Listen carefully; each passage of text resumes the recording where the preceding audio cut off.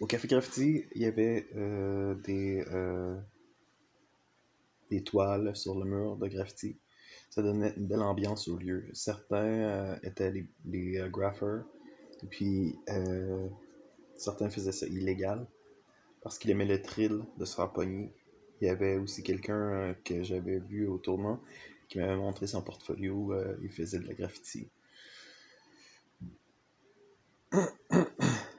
Je me souviens que avant d'aller dans le cypher, je faisais, je mettais distribuais mon poids sur un pied et sur l'autre. Et Jonas m'avait dit que c'était ça que les b-boys faisaient parce qu'ils avaient hâte que ça soit leur tour. Euh, Mon style que j'avais développé, je m'étais appelé le carence parce que j'avais été mis en carence dans les auberges du cœur et je trouvais que c'était un beau mot euh, parce que j'avais des carences affectives. Alors, mon style était dark et inspiré de la BD, comme The Spider-Man parce que je voulais bouger comme Spider-Man et comme un méchant dans les comic books de Marvel. Euh, Rendu à Télé Sans Frontières, c'est un programme que je m'étais fait accepter dans, qui était semblable aux autres programmes que j'avais faits, mais surtout focusé sur les vidéos. Et j'ai rencontré Keenan, qui était un BDiste underground, que je trouvais très talentueux.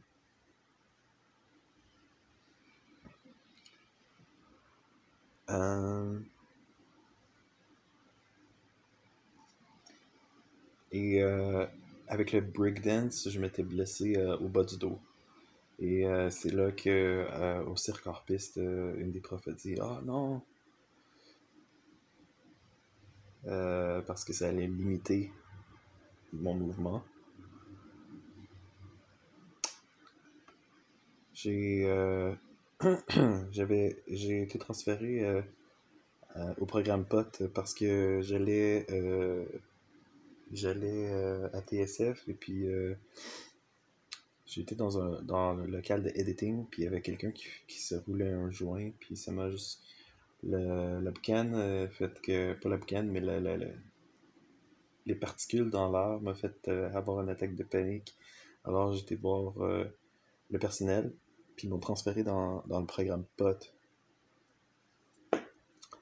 Le programme POT était très similaire au Carrefour Jeunesse Emploi. C'était une question de refaire son CV, pratiquer ses skills en interview d'emploi. Euh, C'était rien de nouveau. C'était vraiment un programme qui était semblable comme deux gouttes d'eau à ce que j'avais déjà fait.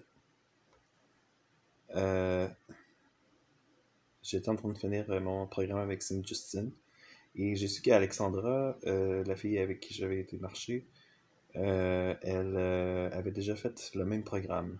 Je trouvais que c'était une drôle de coïncidence. Elle est aussi venue voir le spectacle.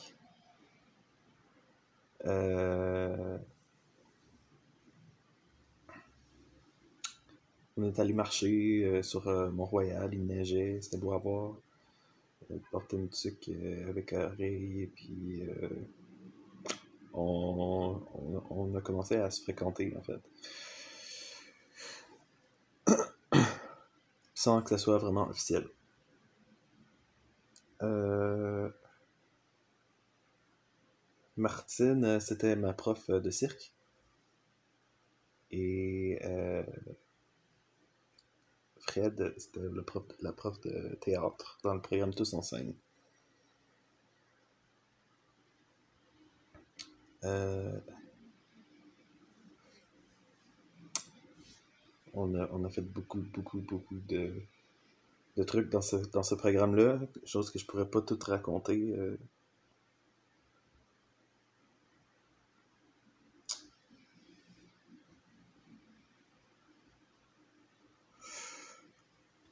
Ok.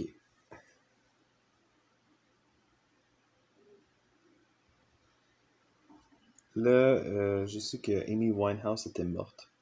Elle avait juste 28 ans et ça m'a fait capoter. C'était la drogue qui l'avait tuée. Fait que j'ai appelé mes parents en panique dans le métro. Ici, j'avais un flagrant exemple que l'art ne rime pas toujours avec guérison. Il y avait plein d'autres exemples comme ça. Kurt Cobain, son art l'avait pas survécu. Vincent Van Gogh. Plusieurs artistes qui leur art n'était pas n'était pas bon pour eux. Euh, il y avait toujours un roulement de personnel et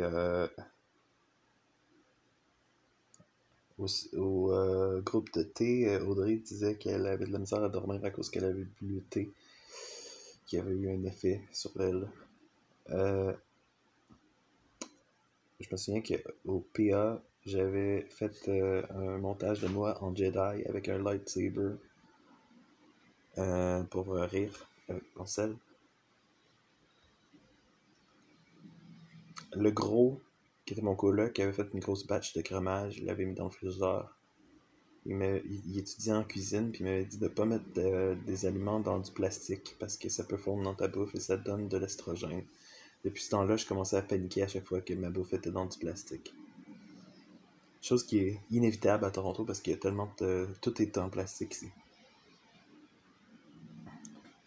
Au cirque, on a appris à faire des cartwheels et roulades avant. Je me donnais à fond à chaque fois. Je trouvais du plaisir à affronter mes peurs. La gymnastique, j'étais déterminé de prendre des risques calculés. Martine nous a montré à jongler 3 balles. Au début, je me disais que c'était pas pour moi, je n'y arriverais pas. Mais je me suis pratiqué encore et encore. Avec l'aide d'un coussin sur le mur, ça a finalement marché. J'ai appris à être porteur et voltigeur. Porteur à cause de mon poids et de ma force. À tour de rôle, on allait se présenter dans le coin de la pièce. Il fallait parler assez fort pour être entendu du groupe. Un autre jeu, il fallait crier de plus en plus fort en allant de plus en plus vite en s'approchant du mur. On a fait le jeu du nuage. On a fait des cris d'animaux. Le jeu du nuage, c'est Fred qui racontait une histoire que c'était un nuage qui était joyeux, et puis après ça, qui commençait à lancer des éclairs autour de lui. Et il fallait faire les mouvements avec notre face. Il fallait mimer l'émotion avec nos gestes. Un autre jeu, c'était de mimer l'émotion sur un chiffre de 1 à 10. On choisissait une émotion, on était donné une émotion, puis il fallait se placer dans le gymnase à l'endroit où c'était comme de 1 à 10 et mimer l'émotion. Je m'étais inspiré de le film La Rage de l'Ange pour mimer la colère. Je m'étais dit que j'aurais aimé ça me déguiser en vieux pour danser. Euh, Mon personnage de B-Boy est inspiré de Carnage dans Spider-Man. Son nom à Jonas, lui, c'était Omegatron. Il y avait un autre qui s'appelait P-Flow. Il avait des coupes de cheveux bizarres. Et il savait se tenir en équilibre sur la tête et sur les bras. Il m'avait recommandé d'apprendre une pose plus avancée de yoga qui s'appelle pour le crow. J'avais su que la troupe avait déjà fait une danse sur le thème de la matrice. Je suis allé voir une performance de Café Graffiti dans une école. Il y avait un vieux qui dansait sur la première page du Reflet de Société. On parlait de rappers et de sujets de rue. Lazy Legs aussi a fait la première page. Il était paralysé des jambes, mais il breakait avec des béquilles. Il a aussi passé à Ellen DeGeneres. Et je l'ai vu animer un groupe pour des jeunes à Studio Montréal Danse Montréal-Paris en 2014. Je prenais ce magazine Reflet de Société en sortant du break. J'ai essayé de me faire un profil comme illustrateur au café, mais ça prenait une éternité d'être sur le site. C'était environ en 2014, ça, avec les éditions TNT. Sur mon profil, ça disait que c'était de la dynamite sociale, que ma motivation était d'aider les gens.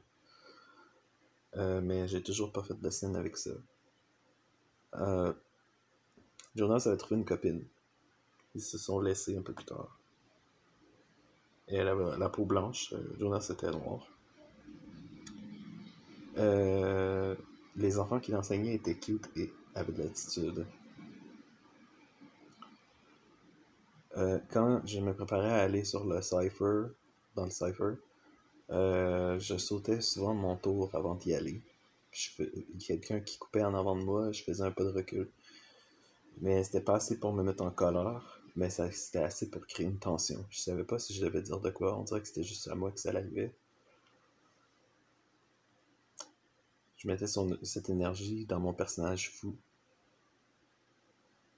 Aussi, j'ai le surnom Harlequin, parce qu'on m'avait déjà comparé à le style Harlequin.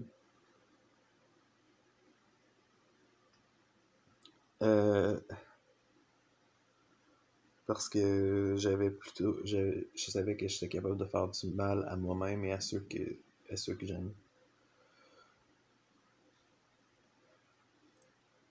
Il y avait des contrastes dans mon travail à cause que il y avait des contrastes dans ma vie. Il y avait des contrastes dans mon style à cause qu'il y avait des contrastes dans ma vie.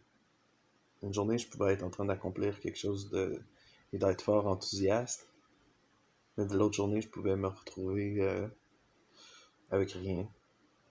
Je vivais des crises en même temps. Et ma bouffe n'était pas garantie. Parce que j'avais pas de budget. Mais je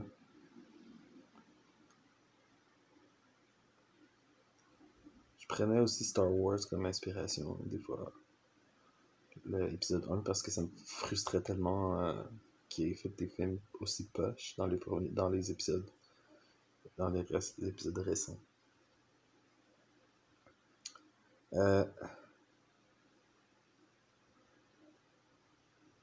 Hors piste, il y avait quelqu'un qui avait un t-shirt avec un squelette dessus. Ma prof me rappelait l'émission Passe-Partout. Elle avait aussi un enfant, et plutôt que de dire que son passé à faire le party était déprimant, comme on entendait souvent dans la secte, elle avait pas de problème avec ça, elle était contente de ça, qu'elle avait eu un passé de party. J'avais réalisé que quand le monde me regarde faire des trucs au cirque, ça excite le monde qui a un risque de blessure. Alors, le monde sont encore plus intéressés quand tu te blesses. Ça te fait le centre d'attention. Alors, il y avait aussi ça comme blessure émotionnelle en même temps que physique. La prof était censée s'occuper de la sécurité et elle prenait son rôle au sérieux. Elle nous rappelait que souvent, euh, d'être sécuritaire, juste pour que ça paraisse qu'elle fasse sa job. Elle nous avait raconté qu'une fois, une de ses élèves avait perdu une jambe. On avait fait une activité qui s'appelait Samouraï. Et elle donnait des claques à la fin. Il fallait se pencher dans la direction de la claque. C'est quand on a pris le tripod que je m'étais dit que jamais je ne serais capable. Parce que j'avais trop peur de me casser le cou et d'être paralysé. Mais une madame coordonnatrice est arrivée et elle l'a fait juste devant mes yeux. Elle était plus vieille que moi. Puis ça m'a encouragé de persévérer. Et je l'ai fait. Je me souviens qu'à TSF, dans les derniers temps, j'avais ma guitare acoustique, je jouais Fred Pellerin, Mille après mille. Je l'aime à mourir, We Found Love in a Hopeless Place de Rihanna. Et on me disait de me la fermer, qu'on était tanné de m'entendre chanter. Puis répéter les mêmes tunes. La vieille plante bleue, c'était mis en équipe avec Keenan pour parler du Fatal, faire le vidéo projet de fin d'année sur le Fatal. Le Fatal était un squat dans la ville où se rassemblent les punks, où font des shows de musique punk. La ville a souvent essayé de les déplacer. Et ils appellent ça la gentrification. Dans le film, il y avait un punk qui est interviewé. Il disait, ils veulent nous déplacer pour faire des condos puis des garderies à cet endroit. Il parle en anglais.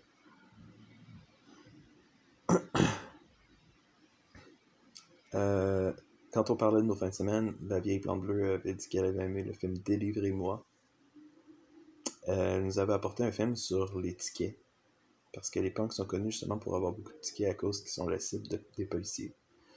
Le trouble, c'est que le punk n'a pas d'argent, alors il se creuse une grosse dette. Et quand il est assez endetté, il va en prison. C'était un ancien punk, le créateur du film.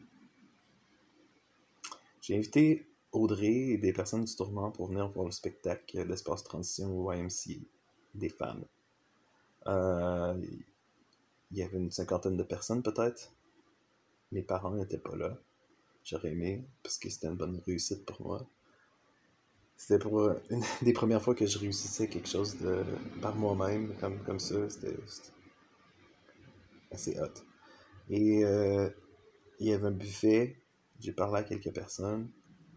Euh, J'étais content qu'Audrey qu'elle voit qu'est-ce que je peux se faire, qu'est-ce que j'avais travaillé. La dernière fois que j'ai été mis dehors du tournant, j'avais écrit un poème. Sylvain a dit qu'il avait voté pour que je reste, mais les autres non. Kenan travaillait sur une nouvelle BD, ça s'appelait Squidgy. It's dark because it's underwater, il m'a dit. Parce qu'il mettait beaucoup d'encre. Le personnage principal était un squid, ça se passait en dessous de l'eau. Il venait de faire une vidéo sur un chat hardcore qui fait tout ce qu'il y a de mal. Il se bat, il se drogue, il faisait du sexe. La gang parlait d'orgie dans un local. Je savais pas si c'était vraiment vrai de quoi qu'il parlait ou s'il était juste drogué, trop drogué. Mais je fitais pas dans la gang. D'ailleurs, comme d'habitude, je fais probablement jamais dans la gang. C'est un groupe... En sortant du métro Mont-Royal, j'ai croisé un French au thon. C'est un groupe d'une trentaine de personnes qui, à go, se French. J'ai Frenché 2 filles, dont une lesbienne. Je suis reparti de là heureux. C'était comme une des premières fois que je Frenchais une fille. J'avais proposé de faire ce genre de manif avec rage, comme la manifestation. Mais on me disait que c'était une mauvaise idée. On allait voir les organismes contre les MTS sur le dos. Il reste que j'avais entendu dans les journaux qu'il y avait eu des manifestations. Comme quoi il y a du monde nu qui manifestait. Il y a de Radio Anonyme était il était de Belgique et il travaillait avec l'Anonyme. Et on formait un excellent duo. Une belle team avec Rita, Lydia puis moi. On était les piliers de Radio Anonyme. Après qu'elle était partie, Julien restait dans la console. Des fois, il faisait des chroniques préenregistrées. Ilia s'était acheté Machine, qui était une sorte de drum machine, sequencer pour faire de la musique. Il était aussi DJ. Et à un moment donné, on a été jammé. Et le seul truc qu'on a trouvé à jouer, c'était The White Stripes, Seven Nation Army. On avait fait un atelier aussi à l'anonyme dans les bureaux, dans le sous-sol. Au tournant, il y a eu une autre sortie et j'étais dans la cage d'escalier à méditer, à me demander si j'allais pouvoir y aller. Mais je n'ai pas pu y aller. Un autre fois, Sylvain m'a prêté les gars de combat extrême. On est allé faire du punching bag en bas. J'avais les jointures en sang. Je savais pas que les gants protégeaient pas, comme ça. Sylvain était musclé, faisait des arts martiaux, du combat. Il avait déjà montré une photo de lui avec son band métalleux, avec les cheveux longs, quand il était plus jeune. J'avais su qu'il avait une copine et je l'ai rencontré de loin à la nuit des sans-abri. Et elle avait pas l'air... En tout cas, je ferai pas de jugement. Euh, je voulais me trouver un sac à dos avec une ganse en diagonale sur le torse parce que j'étais souvent en démarche. J'avais comme objectif de m'acheter des CD Tayo Yuden comme Armen avait. Euh,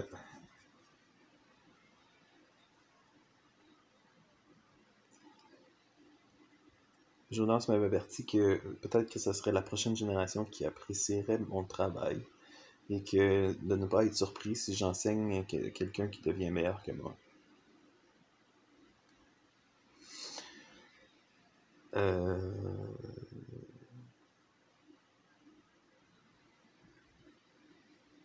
Une des tunes que je me souviens de la Zumba, c'était Move Like Jagger. J'avais aussi invité Geneviève, la prof de danse, à New Dance. Et après, elle m'avait dit que les personnes ne respectaient pas les règles de sécurité pour éviter les blessures. À New Dance, après notre programme, on a eu Sebastian Mersch, qui était un des participants de So You Think You Can Dance, dans les finalistes. C'était notre prof de jazz et de contemporain. Euh, une fois, j'ai essayé de fumer avec le monde des auberges. Ça m'a fait faire un buzz, mais et j'avais perdu mes inhibitions. Je parlais en ayant un air confiant. Sauf que ça m'a fait faire une crise d'anxiété. Et je me suis rendu compte que le monde qui fume, ils ont des facultés altérées. Alors je m'étais dit de ne pas perdre mon temps avec des personnes comme ça, à écouter des personnes comme ça. On a eu une sortie de glissade d'eau. On a été aussi à la cabane à sucre. Puis il y avait l'ancienne intervenante qui était là aussi. La tire sur la neige, c'est quand même bien.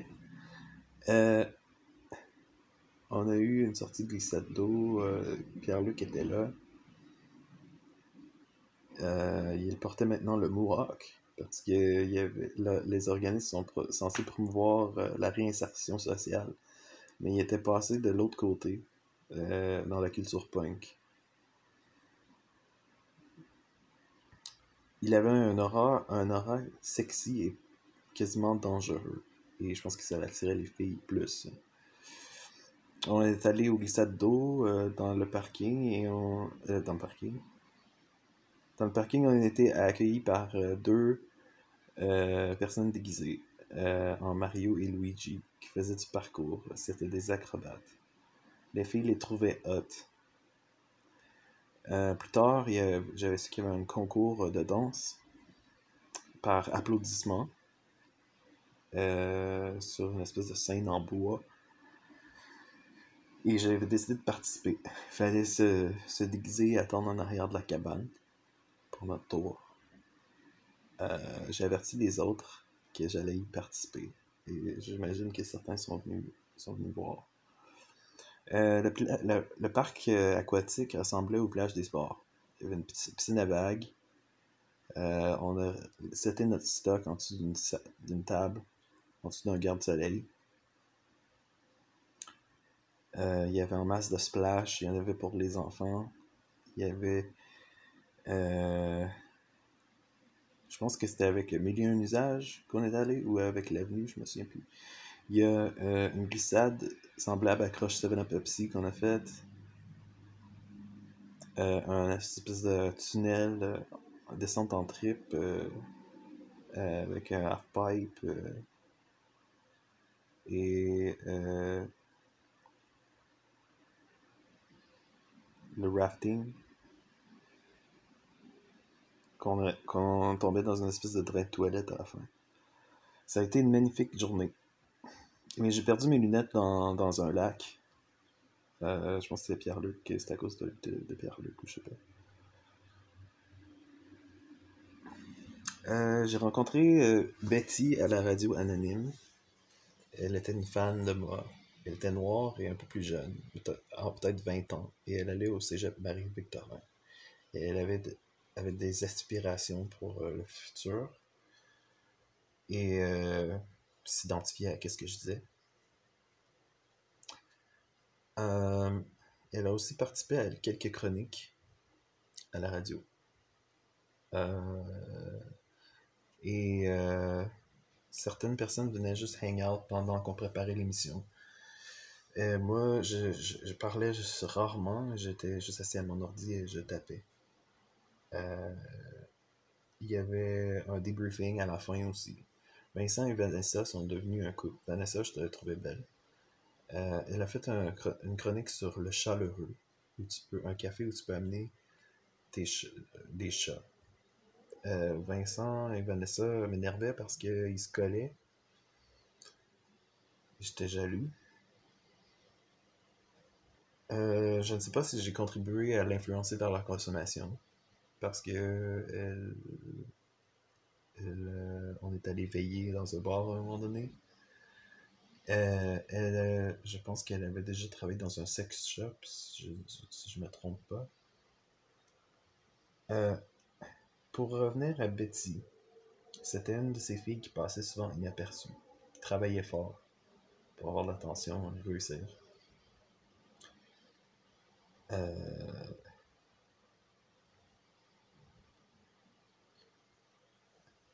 je change de sujet maintenant, je parle de Rage.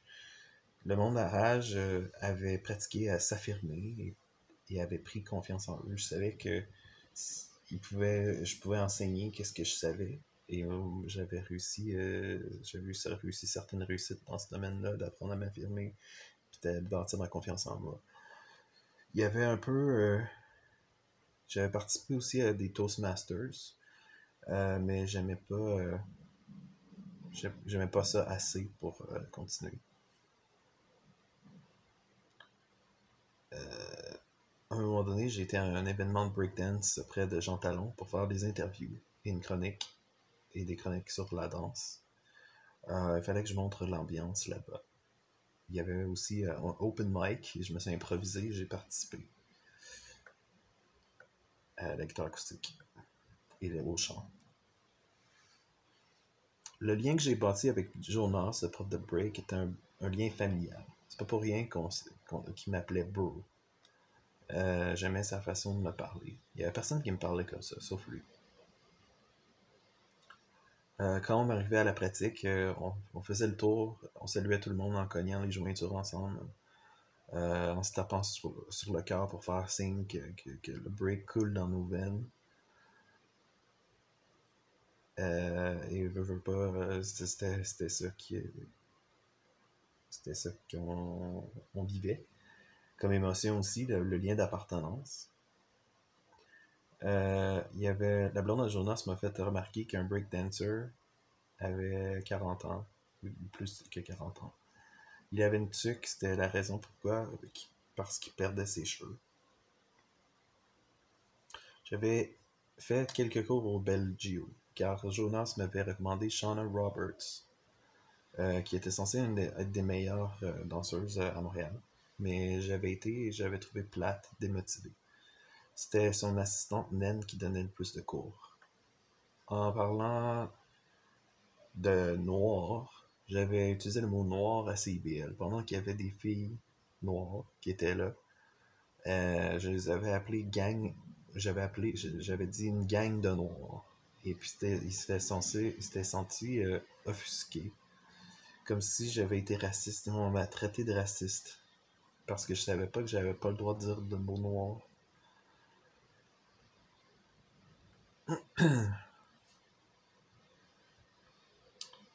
Euh, par la suite, à l'avenue d'eau, il y avait une nouvelle membre du personnel, elle s'appelait Truc, ou c'était son surnom. Et Do écoutait l'émission, euh, écoutait le vidéoclip Fergie, Big Girls Don't Cry. Seulement, je me suis senti honteux. C'est vrai, j'écoutais les Black Eyed Peas avant, et j'écoutais Heroes, l'émission Heroes.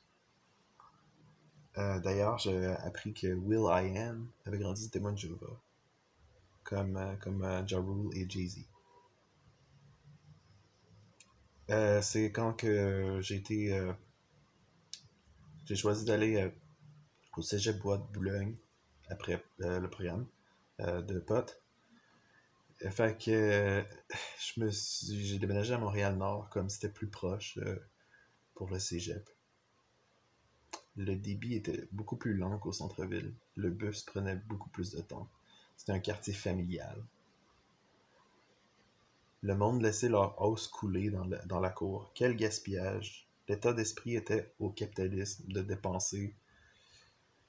Et ça m'a inspiré un nouveau personnage qui s'appelait le Gros Chris, euh, qui est devenu plus importante que la vieille plante bleue.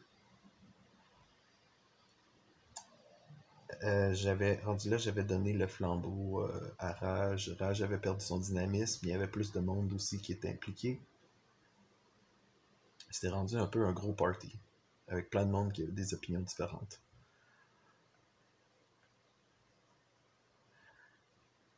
Euh,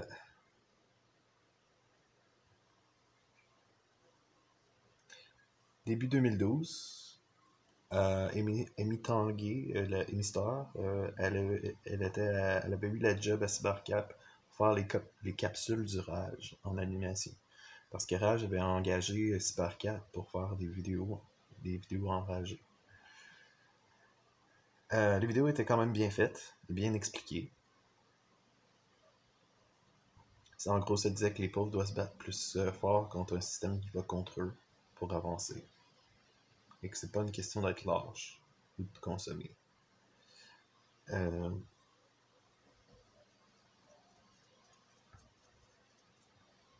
on est reparti dans une autre tournée aussi avec le film. Fait que j'étais juste tanné de revoir le même film encore et encore et encore. Après, on demandait des questions, on posait c'était quoi les réactions face au film. Je trouvais ça ennuyant, je voulais pas être là. Quand j'ai déménagé à Montréal-Nord, j'ai vu ça comme un pas de recul plus qu'autre chose. Euh, le vibe n'était pas le même. Il y avait plein de musulmans. Je n'avais jamais rencontré ce genre de personnes. Les femmes portaient le voile, les hommes la barbe, ils se parlaient fort dans l'autobus. Je comprenais pas la langue, ça criait dans le téléphone. Euh,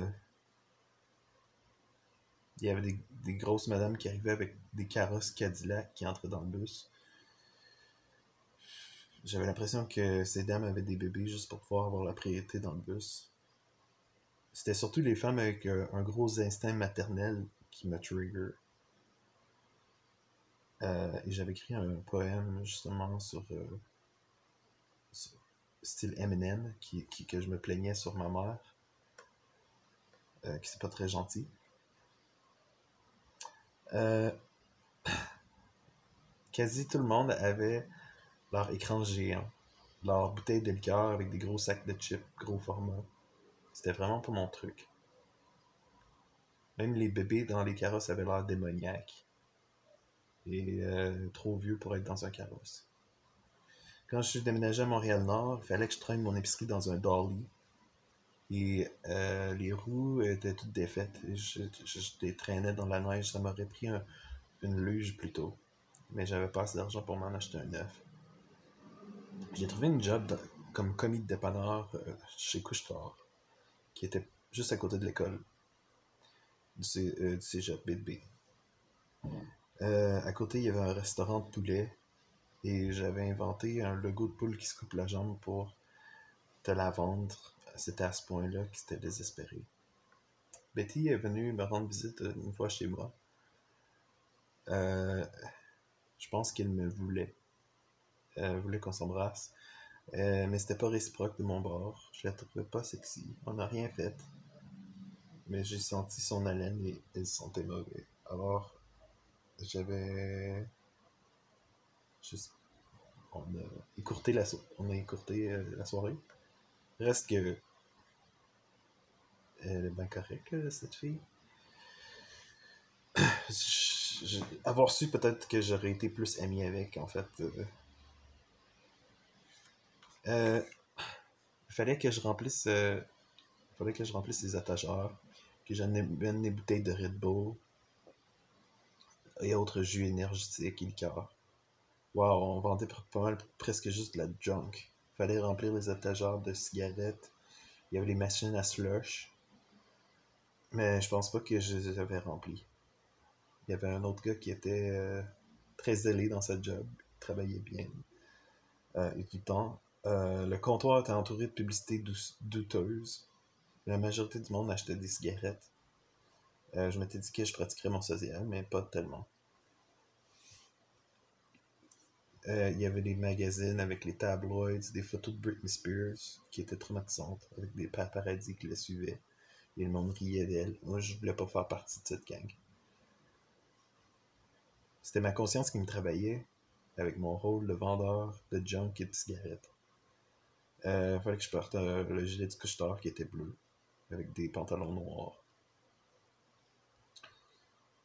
Je m'inspirais de ce qui était autour de moi pour faire des jokes et des dessins.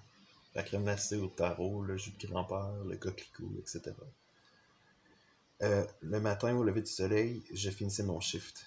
Donc, je passais la nuit là-bas, je faisais les nuits. Et quand je revenais, c'était le lever du soleil, il y avait une grande fenêtre. J'avais pas de rideau, alors il faisait trop clair. J'avais de la misère à dormir. Je dormais pas bien. Des fois, je lisais sur le bouddhisme pendant la nuit. J'ai remarqué que mes cheveux ils blanchissaient à la force de mal dormir. Pendant la nuit, des fois, j'allais me coucher sur la table en arrière. J'entendais une cloche de toute manière quand quelqu'un arrivait. Euh, dans mon appartement, qui était une maison de chambre, il y avait un gars qui fumait et puis on se croisait de temps en temps, mais on se parlait pas. Il partait de bonne heure le matin, il travaillait, il revenait le soir, il regardait la TV dans sa chambre et il s'amenait de la bière le week-end. En avril 2012, j'allais à 1001 usages. C'était Do qui m'avait recommandé cet endroit. C'était pour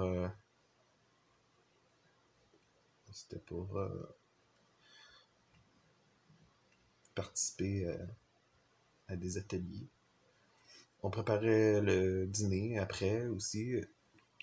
Manon nous donnait des délais pour, pour avoir des contrats de ménage chez des personnes âgées. On prenait un cours pour savoir comment passer la mop et le balai, que je trouvais ça ridicule parce que je savais déjà. La prof disait d'utiliser du Vim qui était plus efficace pour laver. Elle avait pas mal de classe, cette femme. Elle était pas mal plus vieille aussi. Euh, j'ai fait une ménage. J'ai fait une coupe de ménage dans une maison près de Montréal. Il y avait des gardes et même une chaise où tu t'assis pour monter les marches. J'imagine que les personnes qui habitaient dans la maison avaient besoin de ça pour se déplacer. Le couple lisait dans le salon. Je leur demandais de vérifier si le ménage était à leur goût. La personne âgée me faisait refaire son lit encore et encore. La maison semblait déjà propre. Il y avait un autre ménage aussi que j'ai fait où je devais pas toucher à la table du salon qui était plein de poussière et plein de trucs et de médicaments. Nous avions aussi des jobs de jardinage à mille et un usages sur le terrain que j'avais vraiment aimé participer. Euh, il y avait un cours de yoga avec un gars du tournant qui était là. Ce gars-là m'avait dit que m'avait demandé si mon style avait de quoi avait rapport avec Avril Lavigne. Et je m'étais dit comme oups, c'est vrai. J'aimais bien Avril Lavigne. Et c'est vrai qu'elle était un peu punk aussi. Je me souviens qu'après le cours de yoga, lui, il restait trop longtemps couché au Shavasana. Puis il y avait La fille que j'avais rencontrée à Tapage avec les tatous, les cheveux de couleur, elle était aussi dans notre groupe Amélie un usage. Celle qui parlait de sujets hardcore. Euh, Mes programmes Tous en scène 1 et 2 se sont passés en 2012 et en 2013. J'avais invité Alexandra, j'ai déjà dit. Le premier show, un des moments forts du show, c'était mon duo. Où ce que j'avais fait une joke sexuelle, qui est vraiment pas mon genre.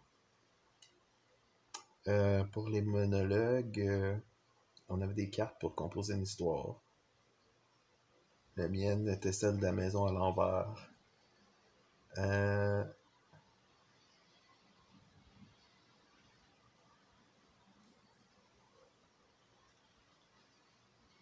on avait des pyramides humaines, du main à main, avec les bases en accro, roulades avant. Je suis en train de me répéter.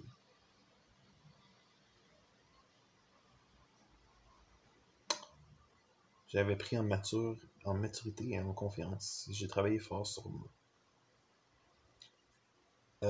En allant ou en revenant à Radio Anonyme, il faisait fret. Fallait prendre le métro Saint-Laurent. C'était souvent glacé. Euh, des fois, je croisais mes collègues dans le métro en revenant. Je me souviens que j'amenais mon micro pour faire les chroniques, les interviews. À la soirée de Open Mic, la fille qui avait chanté Adele dans le Metro Square Victoria était là. Je l'ai pas vue. Euh, Dans ma maison à Montréal-Nord, dans ma chambre, il y avait une grande vitrine avec des lits doux. Et j'ai peinturé les murs en vert lime, comme c'était une couleur à la mode, mais ça a sorti trop sombre. J'avais des stores dans mes fenêtres pour cacher la lumière, mais ça cachait pas très bien. J'avais fait une toune sur le BS et ça s'appelait Bien-être social, veux-tu m'épouser? Je m'étais inspiré des accords de Green Day pour composer. J'avais aussi enregistré à Carin, Adam et Ève, un medley avec Rien de Marimé, Le Bonheur de Dumas. J'avais fait une courte vidéo pour parler de moi, qui était un ancien témoin de Jéhovah. J'avais posté ça sur YouTube. J'avais mis une photo de Susan Coffey pendant la vidéo. Et des images emo. J'ai juste eu une poignée de vues. Un film que j'ai aimé écouter, c'est Les pieds dans le vide. Et je trippais fort sur Laurence Leboeuf, qui était aussi dans l'émission Trauma. Pour le cellulaire, je pouvais pas payer, on m'a coupé. J'étais endetté de plusieurs centaines de dollars. Je n'ai jamais remboursé. Le sel était supposément à 0$. Mais je me servais maintenant du micro pour faire des interviews. J'avais aussi été à Comic-Con, dans le Artist Alley. J'avais fait des interviews là, enregistrées avec mon cellulaire. Le truc, c'est que je pouvais pas les transférer sur l'ordinateur, les garder. Il fallait que je les delete. Je n'ai pas pu les garder. J'avais aussi mémorisé toutes les paroles de la chanson La manifestation des Cowboys fringants que j'ai enregistrée. Et je vais arrêter là. À suivre.